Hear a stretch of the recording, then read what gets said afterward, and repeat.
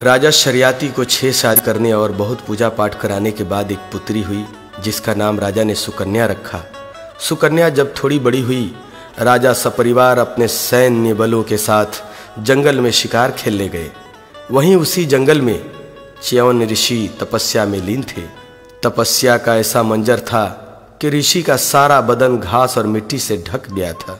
सुकन्या सहेलियों के साथ फूल तोड़ने गई थी। उसने मोती सी चमकती आंखों में नादानी बस कांटे चुभो दिए। महर्षि च्यवन जी की तपस्या भंग हो गई और आंखों से लहू बहने लगा। ऋषि के क्रोध से राजा सहित सभी जनों का नित्य कर्म बंद हो गया। राजा के पुरोहित ने राजा को इस असमय पीड़ा का कारण बताया। राजा शरियाती च्यवन जी के पास गए और इस पाप से मुक्ति पाने के लिए अपनी कन्या का हाथ महर्षि च्यवन जी को देकर वापस राजमहल आ गए। सुकन्या पति की सेवा में रम गई। एक दिन उसकी मुलाकात नाग कन्या से हुई। नाग कन्या ने इस दुख से मुक्ति पाने का मार्ग बताया। इस तरह नाग कन्या के बताए हुए छठ व्रत को करके सुकन्या अपनी पति की खोई हुई आंख की रोशनी तो पाई ही साथ राजपाट और संतान सुख से भी विभूषित हुई। छठ व्रत करने से पति सुख, पुत्र सुख और धनादि की प्राप्ति होती है।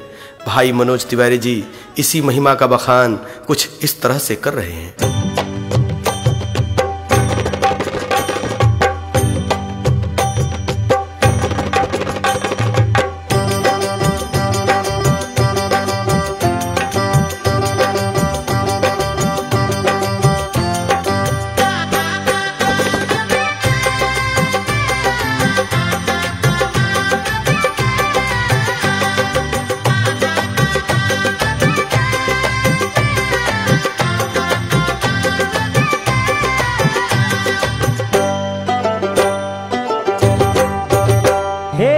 व्रत में व्रत एक धरती के बड़ बड़ दुख हरैया।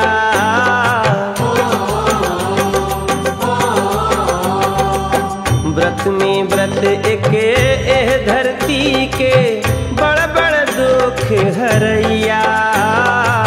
मुनि जन गावे वेद बखाने महिमा मई छठी मैया।